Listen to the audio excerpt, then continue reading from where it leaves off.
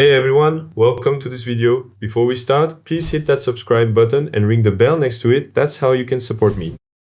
Alright, let's jump into the video. Welcome to the first part of our Marvel character introduction series. In this series, we're gonna dive into the characters' backstories, their lore, and also introduce the best comics to get to know them, starting with their origins. Then, at the end, we'll check out how that character plays in the game and how we can actually play them. For the first episode, I went with one of the weirdest and most unique duos in the Marvel Universe, Cloak and Dagger. If you've only played Marvel Rivals, you might think they're just two supporters with light and dark abilities, but in truth, their story goes much deeper and has a lot more to it than that. Cloak and Dagger are actually two separate characters, not one person combined. Cloak's real name is Tyrone and Dagger's real name is Tandy. Tyrone grew up in a normal family and was always a quiet, shy kid. On the other hand, Tandy lived in a wealthy family, but even though they had money, their family life wasn't good at all, and she felt super lonely. Fate had both of them running away from home, and they ended up meeting on the streets of New York. But they both got kidnapped pretty quick by a criminal gang. This gang was experimenting with drugs on runaway kids to test a new substance. They were supposed to die, but they survived. And that's how they ended up with powers no one saw coming. Tyrone became Cloak, his body merging with pure darkness. He can move through shadows and open portals for himself and his teammates. He can also imprison enemies in the dark dimension and even use darkness to teleport. But this power comes with a huge problem.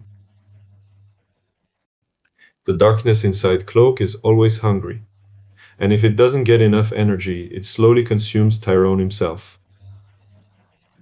That's where Dagger comes in. Tandy gets the power of light. She can create daggers of pure light, destroy enemies, heal her teammates' wounds, and even restore hope to those who've lost it. The coolest part of the story is that Dagger's light has the ability to calm the darkness that exists inside Cloak. So, these two aren't just teammates, one's survival basically depends on the other, that's why they pretty much never split up. Over the years, these two have fought alongside big names like Spider-Man, the X-Men, and even the Avengers, but most of their stories are centered around helping regular people, fighting drug traffickers and saving homeless kids, which shows their dedication to protecting the everyday people in their world. That might be the reason why Cloak and Dagger are frequently considered some of the most human characters in the Marvel Universe. Now, if after this video you want to get to know them better, there are a few comics I totally recommend you check out.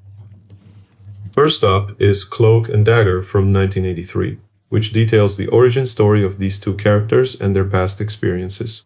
After that, there is Cloak and Dagger from 1985, which shows more of their adventures and really helps to deepen their relationship. And finally, we can check out Spider-Man and Cloak and Dagger, which is one of the coolest collaborations between these two and Spidey. If you don't want to pay for comics and want to read them online, there are some websites that offer free access to a variety of comic books. I've put a link in the description that you can go to in order to read the comics online. Alright. Okay, after we read Cloak's story, got to know him, and talked about him, I jumped into the game. In the game, Cloak and Dagger are in the strategist section. First thing about strategists, they're basically the game's support characters. Game. Supports heal and do other things. As you can see, there are 12 strategist characters available. 12 characters have arrived. Out of these 12 strategist characters, some are aim-based, while others don't need aim at all. So, for some strategist characters, you need good aim in order to heal your teammates more effectively, but for others, you don't need aim at all. You can just play them as is. Alright, now let's talk about Cloak. I just picked the Cloak character, okay? In the game, you don't always have to just heal with Cloak. Depending on the situation, like if you see it's not the time to heal, you should be able to fight or engage in combat.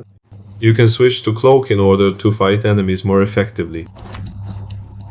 And when you see, nope, it's time to heal your teammates, you can switch to Dagger and heal them up. So how do you switch between Cloak and Dagger? When you hit Shift, you go to Cloak, hit Shift again, and you're Dagger. You can just keep repeating that. You go to Cloak, then you go to Dagger again. So with Shift, you have an ability, a Cloak Shift ability, that lets you switch between Cloak and Dagger with Shift. Alright. So what should we do when we're Dagger? Right now, I'm Dagger. Okay. When we're Dagger, our main focus should be on healing. Now, there are a few ways this healing can happen. One is regular healing. You can heal your teammates by just hitting them with a normal attack. And you see, this normal hit has nothing to do with aiming. I mean, my aim isn't good or anything right now. Even if I hit walls, like, I'll go hit that wall over there, watch. I'm hitting the wall in front of me. If I hit the wall, some of my healing still goes to my teammates, so it has nothing, absolutely nothing to do with aim. Alright? So that was the first way to heal, which is when you can heal your teammates with a normal hit. The second way to heal is by using Dagger's E ability. When you use Dagger's E ability, I'll spam it a few times right now.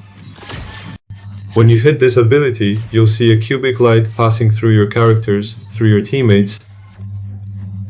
So, when can we use Dagger's E ability? We use Dagger's E ability when your teammates are stacked up like a bread line. It means they're positioned very closely together or one behind the other. This is exactly what the description of Dagger's E ability is referring to. Now, another ability you can use with Dagger to heal your teammates is the right click. When you right click with Dagger, you'll see that it actually brings up a bubble. This bubble that it brings up, you can cast it on yourself, for instance, right under your feet. And when you're within the range of that bubble, you'll receive healing. Or you can cast this bubble on your teammates. I'm gonna cast it on this robot now. I'll wait for it to spawn. Or you can cast it on your teammates, or you can cast it on your teammates, so they're in that bubbles area and get healed.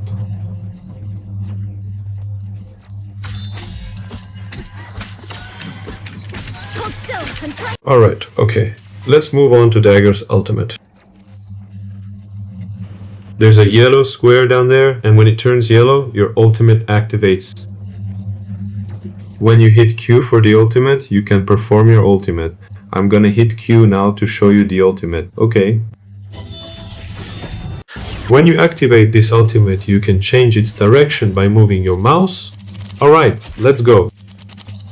What does the ultimate do? When you hit your ult or your ultimate, it has some effect. In the area where you use your ultimate, your teammates' health gets fully restored and your enemy's health decreases. So on this side, if your teammates are in the ultimate's range,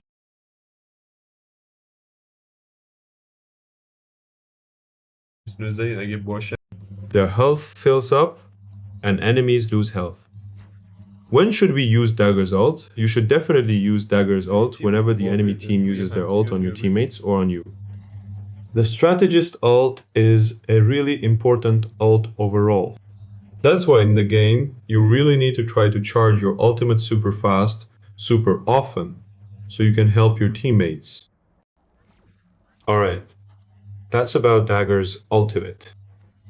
Also, strategists generally do one more thing, which is a strategist should either be located behind the tank in order for the tank to be able to offer them protection and cover, or a strategist can be next to the DPS characters to heal them, and the DPS can take down enemies. Alright, now let's move on to Cloak. So Cloak in the game is basically the opposite of Dagger. I mean, Dagger's whole thing was healing, our focus was on healing and our teammates, but Cloak is totally the opposite of Dagger. With Cloak, we have to fight and hit enemies and other things that come our way, no matter what. Cloak's E ability like Dagger's E ability, is a square that moves. If I use Cloak's E ability now, you'll see it. It moves like this. So what's the point of Cloak's E ability? When we use Cloak's E on an enemy, enemies get blinded for a few seconds. If you notice, when I hit an enemy with this ability, they get blinded. They get this purple-ish effect.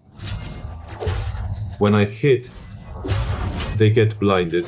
You can hit any enemy, and they'll be blinded for a bit, unable to see anything around them.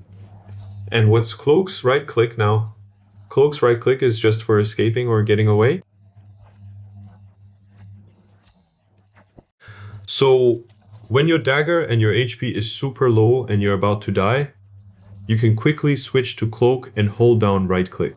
Right click is used for escaping, and that's exactly what Cloak's right click is for, escaping and not dying. If you see an enemy hitting you or hitting you so hard you might die, quickly switch to Cloak with shift, hit right click and disappear. And then you perform the right click action and immediately disappear. And once you right click and vanish, hold space and you can fly to a specific spot. Okay, I should mention one more thing about abilities. Abilities have cooldowns. So it's not like your abilities are infinite right now. In practice mode, since I'm in the training section, I went into practice settings and turned on no ability cooldown. I turned on no ability cooldown. What's no ability cooldown? No ability cooldown removes your ability cooldowns. It means your abilities are infinite. Of course, this is just for practice. It's not like this in the game, so I can right-click my ability as much as I want right now. But if I turn off the no ability cooldown option, which is how it actually works in the game, and you can use it during quick matches and in competitive play as well. Abilities have cooldowns. For example, I right-click, and you see it takes 11 seconds for me to get my right-click ability back.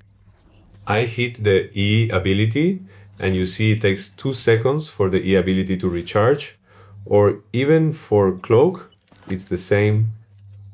When I use Cloak's E, it takes 2 seconds for it to come back.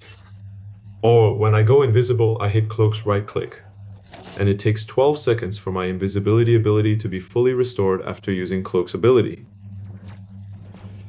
Alright, it's the same for the ultimate, for example. Now that I've turned on no ability cooldown, my ultimate is always active. Now that I've turned on the no ability cooldown feature, my ultimate is always active.